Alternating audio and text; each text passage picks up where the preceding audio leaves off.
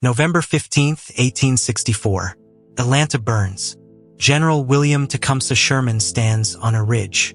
He bites down on a cigar. He watches the flames consume the city. He gives a final order. A soldier raises an axe. The heavy steel blade bites into wood and copper. The axe severs the telegraph wire. It completely disconnects Sherman's 60,000 men from Washington, D.C. Standard military doctrine calls this suicide. An army needs an unbroken supply line. An army needs continuous communication. An army needs a secured escape route. Sherman destroys all three. He plunges 60,000 men deep into hostile enemy territory. He carries almost no food. He leaves his rear guard entirely exposed. Conventional history frames this simply as a brutal march of fire and looting. That entirely misses the point. Sherman executed the most calculated psychological trap in modern warfare. He ignored the enemy military almost entirely. He targeted the civilian mind. The secret to his victory does not hide in the ash of burned mansions. It hides in a specific logistical tactic and a mechanical innovation that permanently broke the Southern will to fight. The mud of Virginia sucks the boots off Union soldiers. The year is 1864. General Ulysses S. Grant bleeds his army dry in the horrific trenches of Petersburg. The American Civil War grinds into a stalemate of unparalleled slaughter. The Union wins tactical victories, but the Confederacy refuses to die. General Robert E. Lee digs deep earthworks. He fights a brutal, modern war of attrition. He trades space for time. He knows he cannot conquer the North. He only needs to make the Northern public sick of the bloodshed. Hospitals in Washington overflow with shattered men. Surgeons amputate limbs around the clock.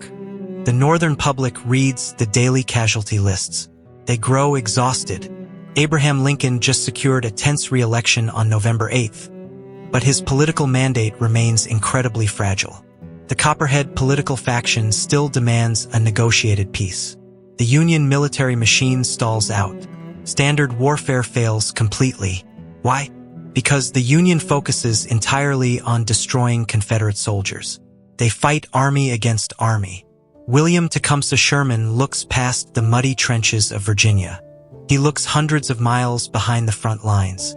He looks deep into the heart of Georgia. Georgia operates as the undisputed engine of the Confederate war machine. Georgia produces the corn that feeds Lee's army. Georgia manufactures the gunpowder. The massive industrial foundries in Macon cast the bronze Napoleon cannons. Most importantly, Georgia manufactures hope. Southern aristocrats sit on their sprawling porches. They feel completely insulated from the violence. Their enslaved workforce continues to harvest the immense cash crops. They believe their heartland remains eternally untouchable. They send letters to the front lines. They promise their sons and husbands that the home front remains secure. As long as the Southern home front feels safe, the Confederate soldier fights. Sherman realizes a dark, modern truth. You cannot kill a deeply rooted rebellion by simply shooting its soldiers. New recruits replace the dead. You must break the spirit of the people funding the war. You must make the civilian population feel the visceral, terrifying reality of combat. But Sherman faces a massive, seemingly impossible logistical problem. How do you destroy an entire state's infrastructure without getting bogged down in endless sieges and starvation? Sherman engineers a military operation that defies every textbook ever written. Sherman captures the rail hub of Atlanta in early September. He turns the city into a strict military fortress. The Confederate Army of Tennessee, commanded by General John Bell Hood, abandons the area. Hood marches his army north toward Tennessee. He intends to cut Sherman's single railroad supply line. Hood expects Sherman to turn around and chase him. Sherman refuses to play the game. He delegates the defense of Tennessee to General George H. Thomas. This frees Sherman to execute his true masterstroke. He pitches an insane idea to General Grant. He proposes taking his veteran army, severing his own supply line, and marching across Georgia to the Atlantic Ocean. He will operate entirely in a vacuum. He will live off the land. Grant hesitates. He worries about a trapped army. But Grant understands Sherman's brutal vision. He gives the green light. Sherman turns his massive army around. He sets his sights on the port city of Savannah, 285 miles away. Before he cuts the wire, Sherman issues Special Field Orders, number 120. This single document changes the rules of war forever. Sherman strips his army of sluggish supply wagons. Wagons sink to their axles in the thick autumn mud. He takes only 20 days of basic emergency rations. He leaves the heavy canvas tents behind.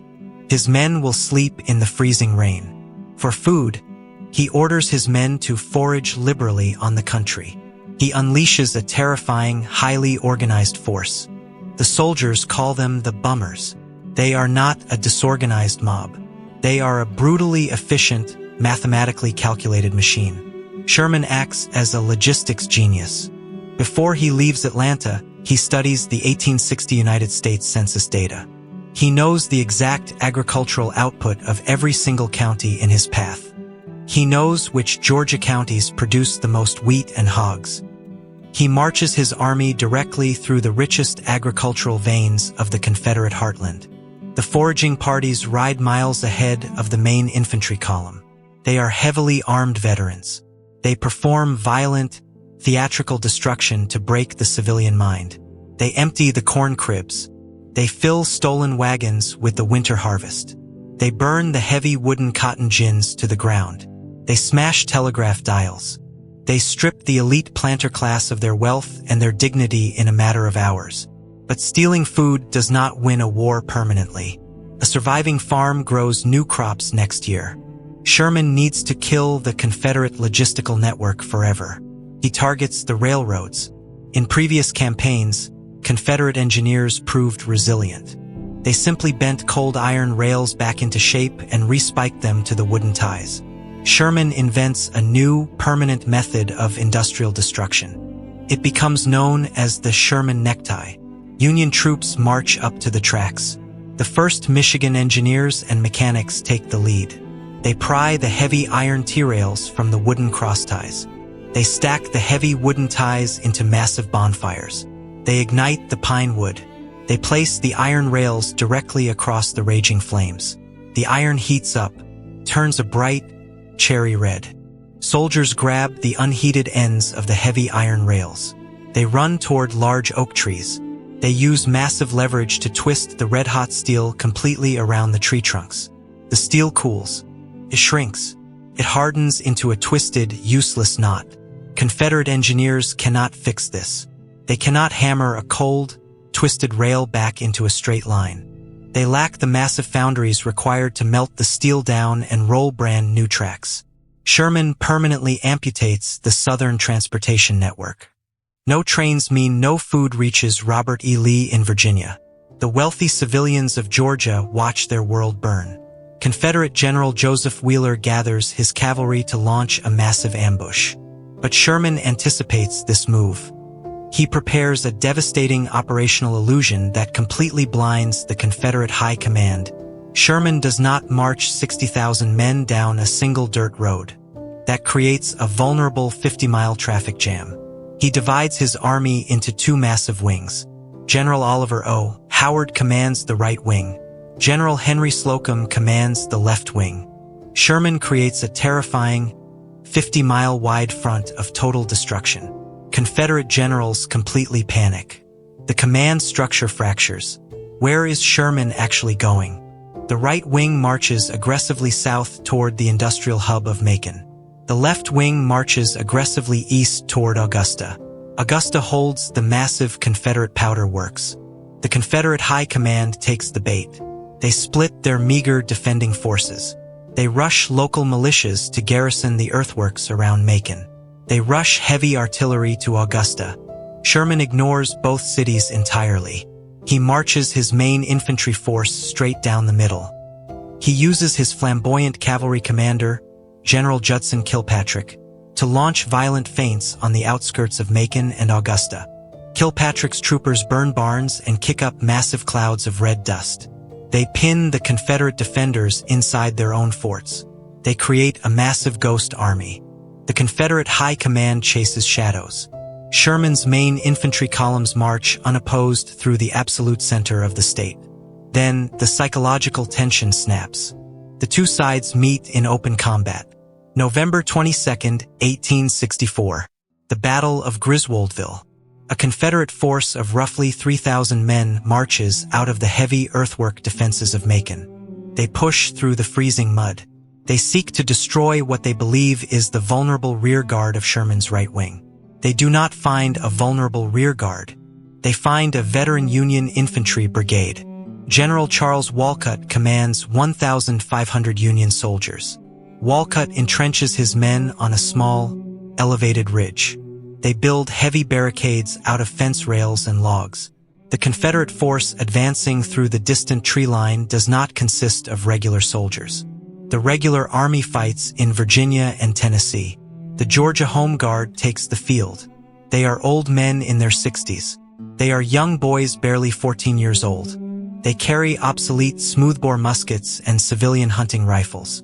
They step out into the open. They charge across an open, muddy field. They scream the rebel yell. They believe raw courage will break the Yankee line. They run straight into the brutal, cold discipline of veteran infantry. The Union soldiers on the ridge do not panic.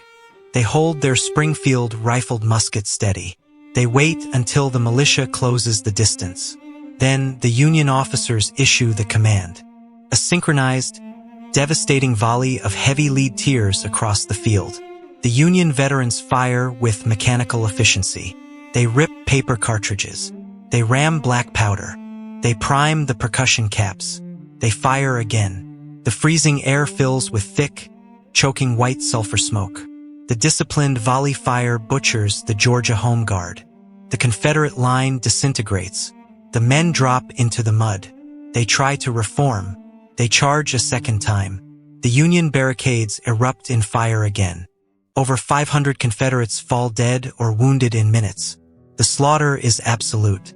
The entrenched Union brigade loses barely 60 men. After the smoke clears, Union veterans step out from behind their barricades.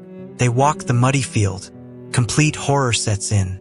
Hardened Union soldiers, men who survived the absolute hell of Shiloh, weep openly. They find young boys with pockets full of playing marbles dead in the mud. They find gray-haired grandfathers bleeding out. The Battle of Griswoldville shatters the Confederate mind. It triggers a massive strategic earthquake. The surviving militia scatters into the woods. They realize the horrifying truth. They cannot protect their own homes. Their regular army cannot save them. Courage means absolutely nothing against disciplined, entrenched veterans. Word of the slaughter spreads. Desperate letters reach the freezing trenches in Virginia. A hardened Confederate veteran opens a letter from his starving wife in Georgia. He reads that Yankee foragers slept in his bed. He reads that his winter corn is gone. The psychology of the war shifts instantly. The Confederate soldier realizes his homeland is already destroyed behind his back. Desertion rates in Robert E. Lee's army skyrocket. Hardened Confederate veterans drop their heavy rifles in the dead of night. They slip out of the trenches. They walk south. They go home to protect their starving families. Sherman breaks the Confederate army without ever fighting it on a major battlefield. He hollows out the rebellion from the inside. Sherman reaches the sea. He captures Savannah. He loses fewer than 1,000 men. But the true masterpiece of this psychological campaign hides in the freezing mud of the state right next door. Savannah falls in late December. Sherman wires a famous telegram to Washington. He officially offers the wealthy city, along with 150 heavy cannons, as a Christmas gift to President Lincoln. The North erupts in celebration. The Union war effort is completely revitalized. But Sherman does not stop. He rests his weary men for exactly 1 month. Then he turns his massive veteran machine north. He marches his army straight into South Carolina. He enters the absolute birthplace of the rebellion. South Carolina fired the first artillery shells at Fort Sumter. Sherman's men hold a deep, burning hatred for the state. They become entirely ruthless. The psychological terror reaches its absolute peak. It is February 1865. Freezing winter rains flood the rivers. The landscape transforms into a vast, impassable, freezing swamp. Confederate defenders retreat behind the Salkehatchie River. They burn all the wooden bridges. They feel completely secure. They believe a massive army dragging heavy bronze artillery cannot possibly cross a flooded swamp in the dead of winter. They drastically underestimate Sherman's pioneer corps. These rugged lumberjacks from Michigan and Wisconsin step directly into the freezing, waist-deep black water. They carry heavy felling axes. They chop down entire forests of massive pine trees in hours. They build miles of solid corduroy roads directly through the flooded terrain. They build floating pontoon bridges under heavy sniper fire. The Union Army moves across the impassable terrain at a terrifying rate of 10 miles a day. They drag massive cannons over the logs. They achieve the mathematically impossible. Confederate General Joseph E. Johnston watches Sherman's army glide effortlessly over the frozen swamps. Johnston later admits that when he saw Sherman's men conquer the South Carolina mud, he realized there had been no such army in existence since the days of Julius Caesar. The Confederate will completely evaporates. The state capital of Columbia burns. The logistical spine of the South snaps. The food supply is gone. Standard textbooks tell you that Ulysses S. Grant defeated Robert East Lee at Appomattox Courthouse in April 1865. They paint a noble picture of honorable generals shaking hands. The gritty reality tells a darker story. Grant merely accepted the final paperwork. William Tecumseh Sherman destroyed the Confederate mind months earlier in the blackened ruins of Georgia and the freezing swamps of South Carolina. He abandoned outdated combat doctrine. He invented modern psychological warfare. He bypassed the enemy's strength entirely and proved a brutal reality that militaries still study today. An army can only fight as long as its people maintain the will to feed it.